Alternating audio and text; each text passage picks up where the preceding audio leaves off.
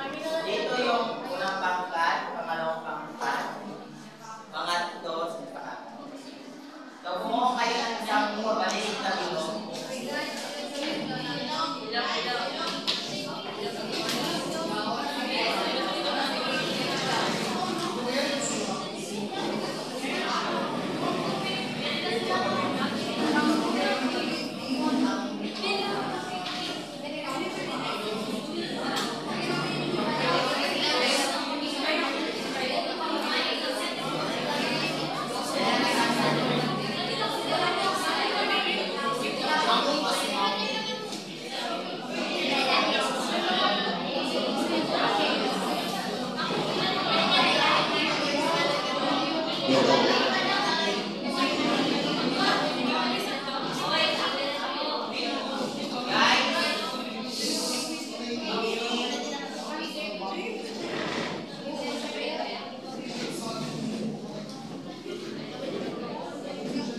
Since wala tayong projector, babasahin ko na lang yung question at saka yung mga magpipilian na sagot. So, makinig na mabuti.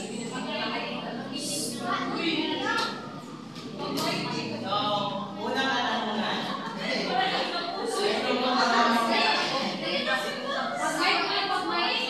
So,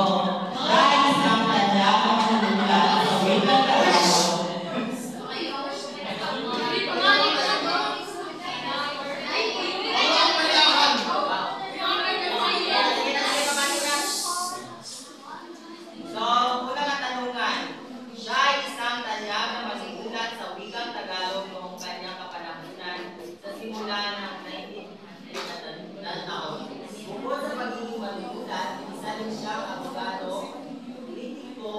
Pero ang sinuturing ama ng madalikang hika at maparadala ng Pilipinas. A. Lope A. Santos. B. Valeriano H. Pena. C. Faustino Aguilar. D. Zoilo Gala. Ulitin mo na yung tanong. So, 1, 2, 3, up.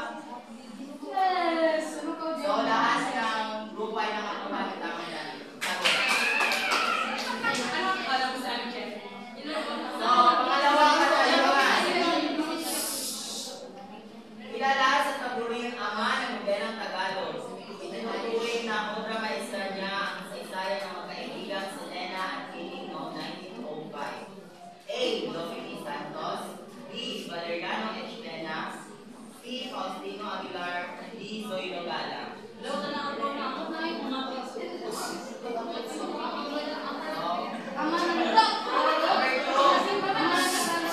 Pakinig ka mabuti. Kilala sa taburing ama ng moderang Tagalog, itinuturing ng obra maestra niya, Isaya ng Pagkabigang si Nena at Nene. A. Lope P. Santos. B. Valeriano H. Pena. C. Faustino Aguilar. D. Zoilo Gala.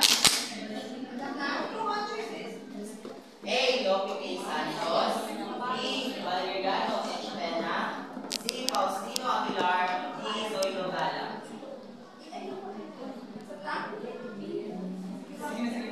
1, 2, 3, up.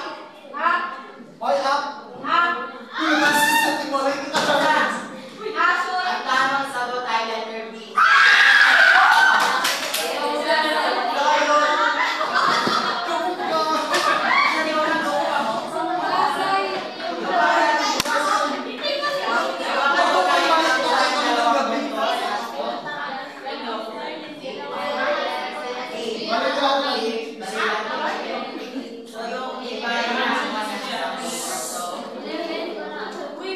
Pangatlo, ito ay isang kwentong mahaba na seksyon na may iba't ibang kabanata. A.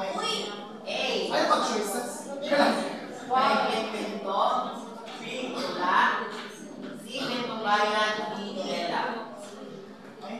1, 2, 3, up. So, lahat ay nakakuha ng tamang. Number 4. Kailan pinagdiriwang ang araw ng kalayaan? December 1.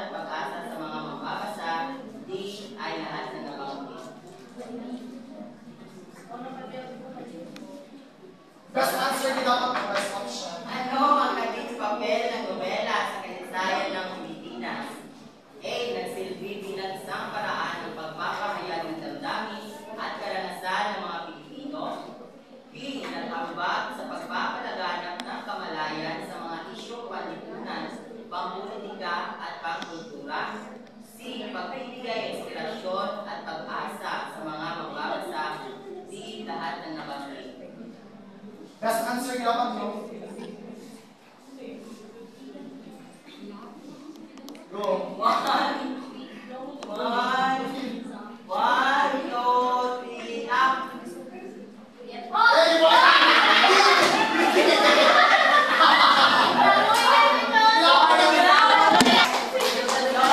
Unang pangkat ay nakakuha ng perfect score.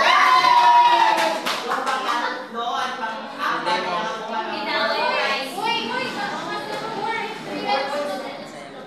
Ay, three mo?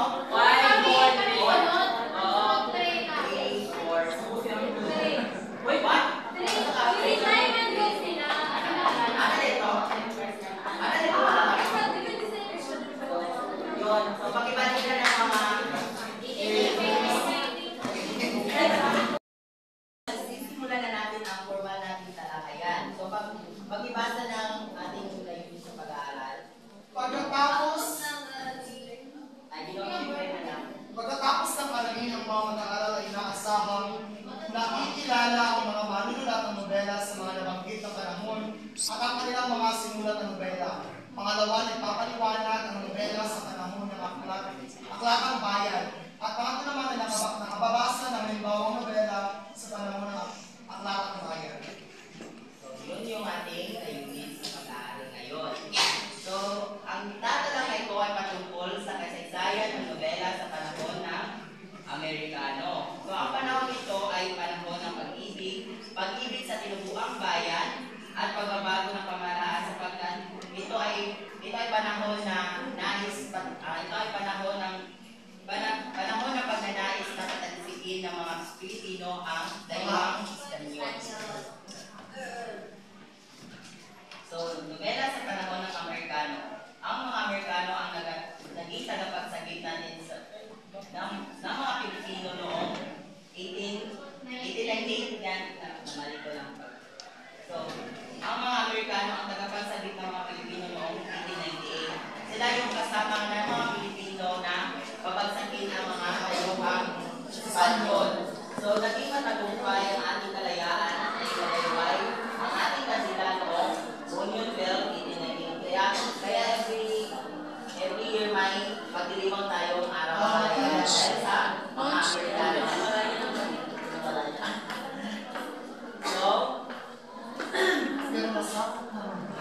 So, ang kasaysayan ng nobela sa panahon ng Amerikano ay nahati sa tatlong panahon, which is ang panahon ng aklatang bayan, ang panahon ng ilaw at talinig, at ang panahon ng malasariling pamahalaan. So, yung aking tatalakay ay patungkol lamang sa panahon ng aklatang bayan. So, pag-ibasa, binibigyan din sa aklatang bayan hanggang sa ang aklatang bayan ay isang pangunahing kapisanan ng mga magsulat na nagtatapos siyang sampo sa Tondo, Maynila. Si Rosauro Mario ang naging pangulong tagapagtatag at si Gerardo Chanco ang naging sumunod si Tinoso Palma at pagkatapos ay si Julian Cruz Balmaceda na naging pangulo noong 1912 hanggang 1914. So,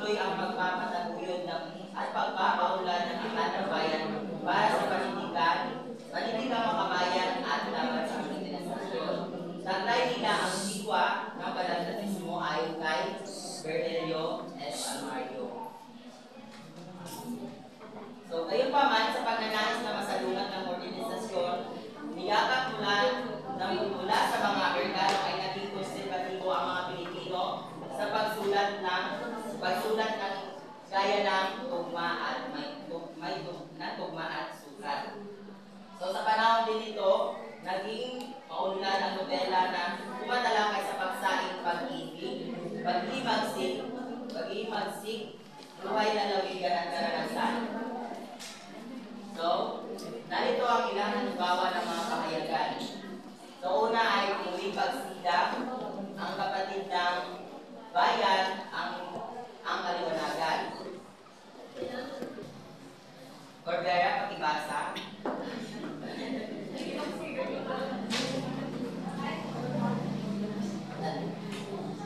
Mag-ilang mahirap ni Valeriano Fernandez Pinilla na nailagpa sa muling pagsila.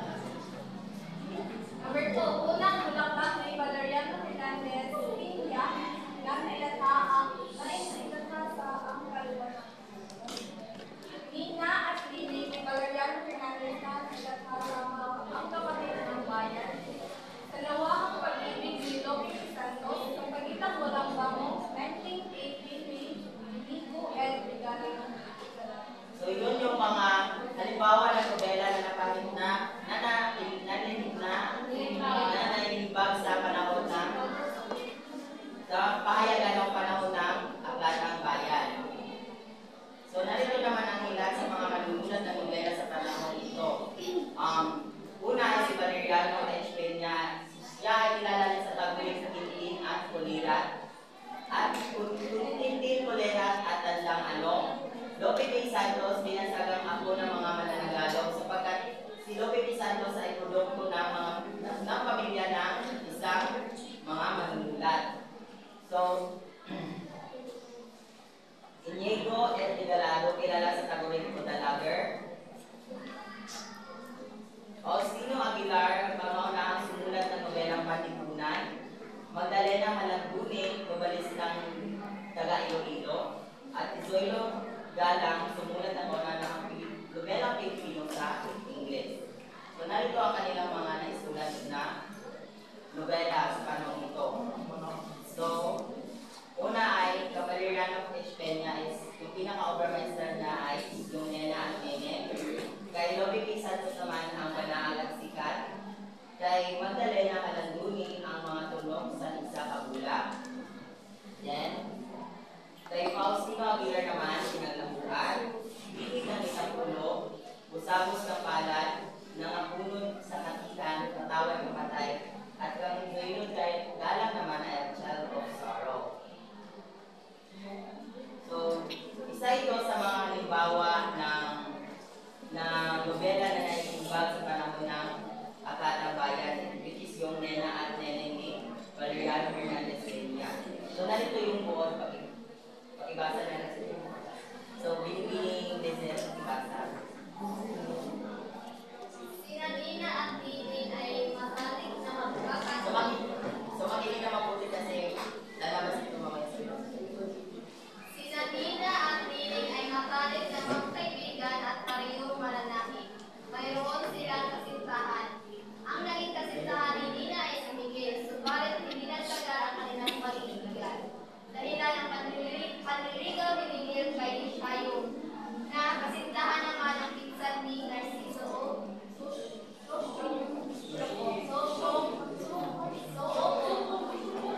Hinalay niya ito. Si Miguel ay nagdulog sa pagsusulat at naging ubod ng sinungaling. Nagilanggo siya dahil sa kasamaan hanggang namatay ito sa tulungan. So,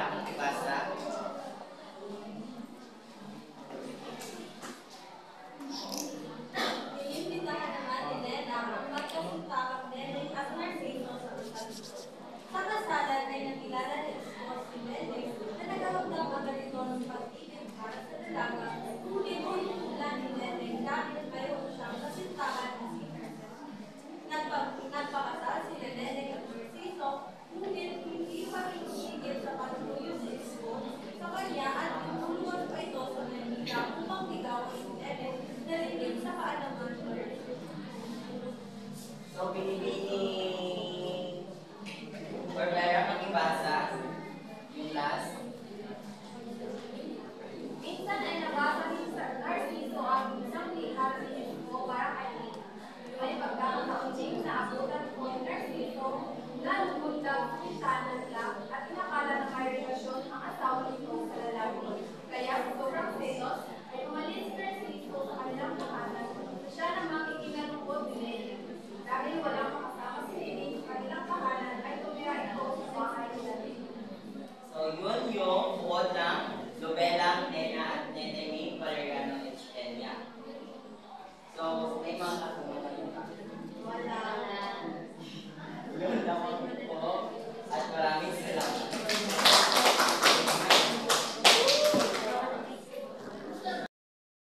May gagawin tayong activity. Ang guro ay hahatiin ng mga mag-aaral sa dalawang grupo. Bawat pangkat ay ibigyan ng mga envelope na may iba't ibang gawain. So, dito yung unang pangkat at dito yung pangalawang pangkat. So,